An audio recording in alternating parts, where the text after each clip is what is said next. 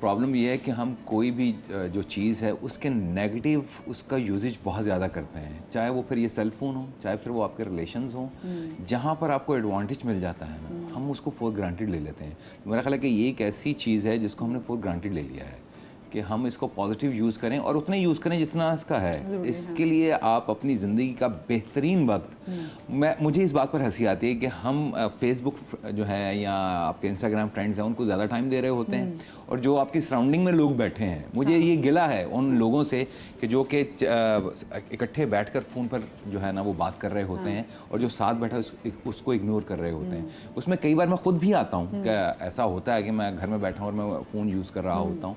मेरा ख्याल है कि अगर इस चीज़ को ज़रा कट डाउन कर दिया जाए तो एडिक्शन हो गई है।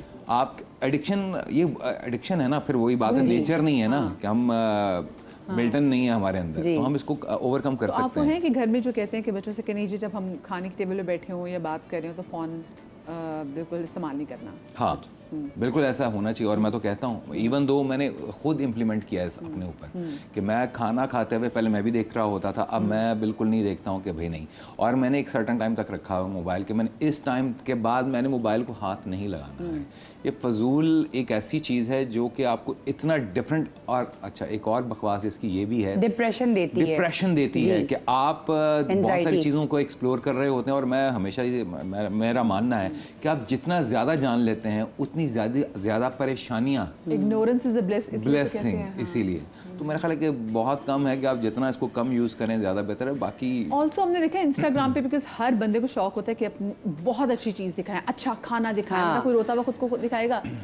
तो आपको लग रहा था यार बाकी तो सब बड़े खुश चल रहे, मैं अपनी जिंदगी में क्यों नहीं चल रही? बिल्कुल सच आपके लिए भी एग्जैक्टली यही सेम सवाल है कि आपको लगता है कि अगर फ़ोन ना होता तो ज़िंदगी, फ़ोन ना होता तो रिलेशनशिप्स बहुत अच्छे होते, चाहे वो आपके पेरेंट्स के साथ हैं, मियाँ बीवी के साथ है, या बच्चों के साथ। क्योंकि आजकल शौहर घर आते हैं तो वो फ़ोन में लग जाते हैं, तो बीवियाँ कहती हैं पूरे दिन से आप अभी आए हो तो फ़ोन में लग गए हो, तो ये इससे बड़े कॉन्फ्लिक्ट स्टार्ट हो गए हैं। और फिर वो बॉन्डिंग ख़त्म हो गई, वो रिस्पेक्ट ख़त्म हो गई। किसी घर में शादी है, व्हाट्सएप पे कार्ड भेज देते हैं। हम तो सोच भी नहीं सकते थे, मेरे वालिद साहब तो कहते थे हो ही नहीं सकता जब तक घर आके तरीके तमीज के साथ आप एक तरीका कार है ना खानदानी। कार्ड्स खत्म हो गए, जहां कार्ड्स खत्म हो गए हैं, कार्ड हम जो लिखते थे, वो जो एफर्ट करते थे, एग्जैक्टली एफर्ट खत्म हो गई है। तो वो प्यार भी खत्म हो गया है। हैप्पी बर्थडे है तो जी एच और बी लिख दिया है, मतलब कोई एफर्ट नहीं है, तो वो हैंड कनेक्शन ही नहीं है। अपनी बात है कि आप सिर्फ लिख दे के सालगिरह मुबारक हो या हैप्पी बर्थडे, पोस्ट कार्ड आने का खुशी, वो एक अब रिश्तों में ना एफर्ट खत्म हो गई है। तो आई थिंक हमें भी, मुझे भी कभी कभी इतना फील होता है कि यार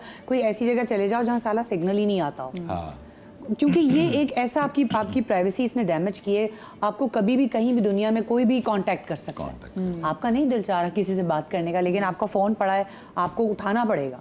तो कभी कभी ऐसा होता है कि यार ये हेडेक हो जाती है। एक चीज़ ऐसा लगता है जैसे कोई बैठ के हमें देख रही है, तो वो सही है। हाँ, अरे आप कोई बात, आपने अगर एक चीज की सर्च कर ली, फर्नीचर आपने नोटिस किया, उसके बाद आप फेसबुक पे जाएंगे, आपको वही फर्नीचर, आप बात नहीं कर रहे हो, नहीं मदिया ये फोन सुनता है, आप कुछ बोलो सामने से जानी शुरू हो जाती है। उसके बाद आप कोई भी बात करें और आप सिर्फ गूगल अपना खोलें और गूगल के जाके सर्च पे आप कुछ लिखना ही शुरू करें, तो वो जो आप बात कर रहे होते हैं ना, वो आपको सामने रेलेवेंट सारी जो है पोस्ट आना शुरू, वो सामने आ जाता है, आपको ऑप्शन दे देता है। सच है, रील्स आना शुरू हो जाती हैं अजीब। तो अब भाई वो वाली जो बात कहते हैं ना कि दीवारों के भी कान होते हैं, ये हम उस दौर में जी रहे हैं कि कि जिसमें दीवारों के भी कान है। अच्छा मुझे बताएं, आपने जैसे हमने पहली बात भी की कि आपका डिसीजन जब आपने लिया था कि आपकी एक मैरिज है उसको टर्मिनेट करने में, मैं कहती हूँ कि बजाय कि आप एक टॉक्सिक ज़िंदगी में रह रहे हो, क्योंकि टॉक्सिक ज़िंदगी में रहना भी आपके बच्चों के लिए बड़ा तकलीफदेह है। बिल्कुल। आपको लगता है आपके बच्चों ने उसे सफ़र किया या फिर आपने अपने बच्चों को लेकर इसमें सफ़र किया? आई थिंक ओवरऑल हम सब ने ही सफ़र किया।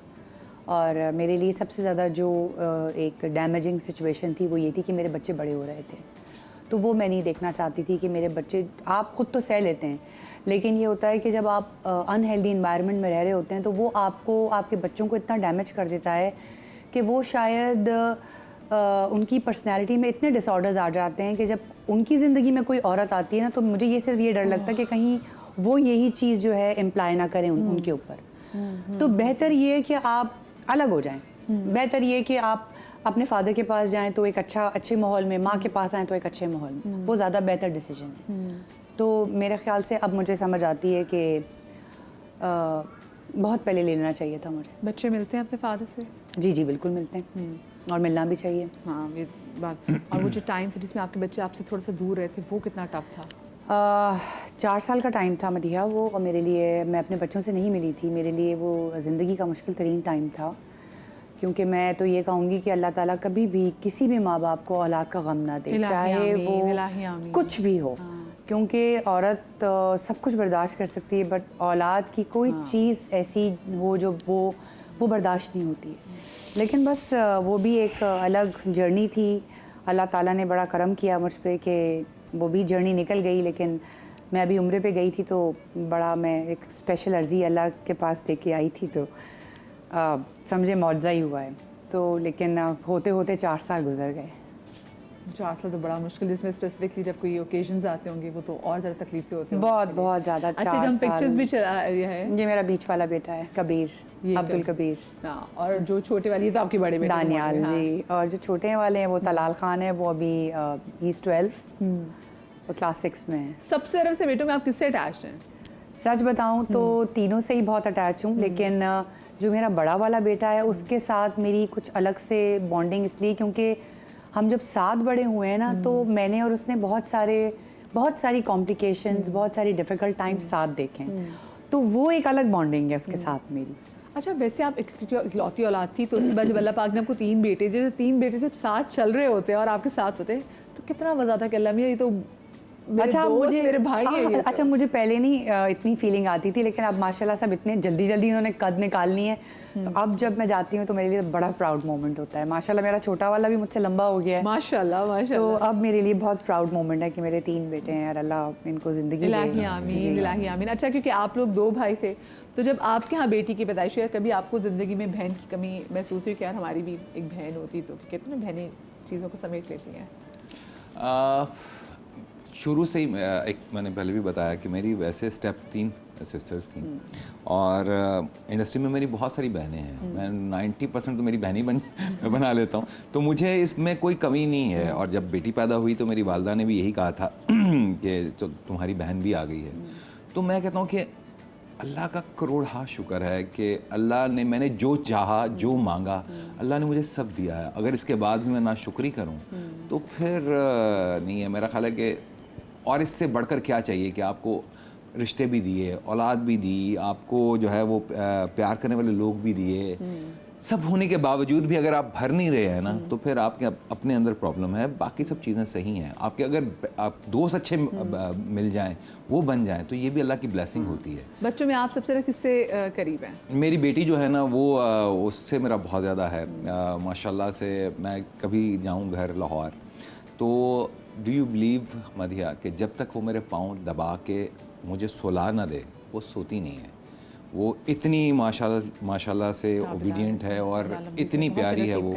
तो अल्लाह का मैं कहता हूँ कि जितना मैं शुक्र अदा करूँ ना उतना कम है कि अल्लाह ने मुझे हर तरह से नवाजा हुआ है। शुक्र अल्हम्दुलिल्लाह। अच्छा, आपके बच्चों में से किसी का रुझान है इंडस्ट्री में आने का, फील्ड में? नहीं, वो हमारे, अच्छा आपको ये भी एक सच है, हमारे घर में टीवी तो है, लेकिन टीवी पर देखता कोई कुछ भी नहीं है।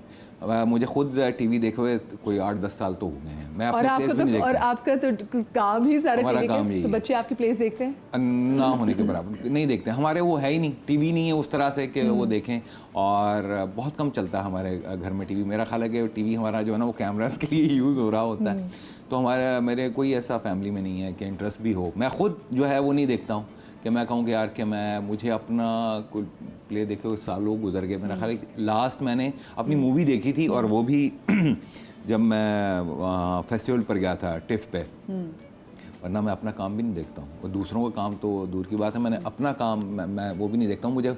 मुझे अच्छा ही नहीं लगता है। इवन तो अभी आपने जब वो पैकेज चलाया तो मैं देख के हंस रहा था कि यार ये मैं हूँ तो मुझे नहीं अच्छा। तो इसी तरह से मेरा ख्याल है कि मेरा अपना इंटरेस्ट नहीं है, तो बच्चों का भी बिल्कुल कोई इंटरेस्ट नहीं है। लेकिन अगर बच्चे कल आप वो ख्वाहिश का इजहार करते तो सपोर्ट करेंगे आप इनको? नहीं, मैंने अभी वही बात बोली है कि 25-26 करोड़ आवाम में से 0.0012% लोग हैं जो इसमें अपने नाम कमा पाते हैं। तो ये रिस्क फैक्टर है। आप मैंने बहुत सारे ऐसे लोग देखे हैं, आपने भी देखे जिन्होंने पूरी अपनी ज़िंदगी इसमें बर्बाद कर दी है, और आज भी वो कुछ नहीं कर पा रहे होते हैं, और वो छोटे छोटे कैरेक्टर्स कर रहे होते हैं, और उसी लाइफ को जीने की कोशिश कर रहे होते हैं कि आज अब कुछ हो जाएगा, अब कुछ हो जाएगा, और पूरी ज़िंदगी स्पॉइल हो जाती है। सर क्योंकि आपकी फीमेल फैन फॉलोइंग भी बड़ी रही है, तो बेगम कितनी वैसे इसमें कंसर्न रहती थी आपकी? और बेगम को चुना कैसे वैसे? मतलब ऑफ कोर्स एक हंक है, ठीक है, गुल्लू के मॉडलिंग भी करें, बेगम आपको कैसे पसंद है? आपने फिर ये देखा कि भाई जितनी मॉडल्स उनसे ज़्यादा ज़बरदस्त बीवी लेकर आऊँगा मैं? नहीं, मेरा ख्याल है कि जो आपकी किस्मत में हो वो आपको मिल जाता है। तो मेरी किस्मत में जो था, मैं उस पर शुक्रगुजार हूँ, अल्लाह का लाख लाख अम्मी ने शुक्र है। पसंद की थी, आपने पसंद की? अम्मी ने पसंद की, डेफिनेटली अम्मी ने पसंद की थी, और बहुत यंग एज में जो है वो मेरी शादी हो गई थी।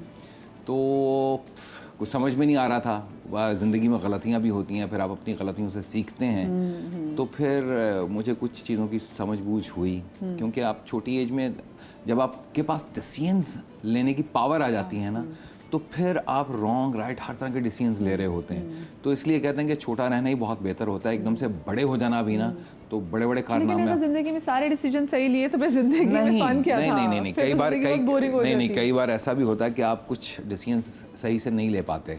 मैंने अपनी लाइफ में बहुत स्ट्रगल भी किया, ऐसा नहीं कि आज मैं अगर यहाँ पर बैठा हूँ तो मैंने सुबह 5 बजे अखबार भी फेंका है, मैंने दिन में 5-5 जॉब्स की हैं।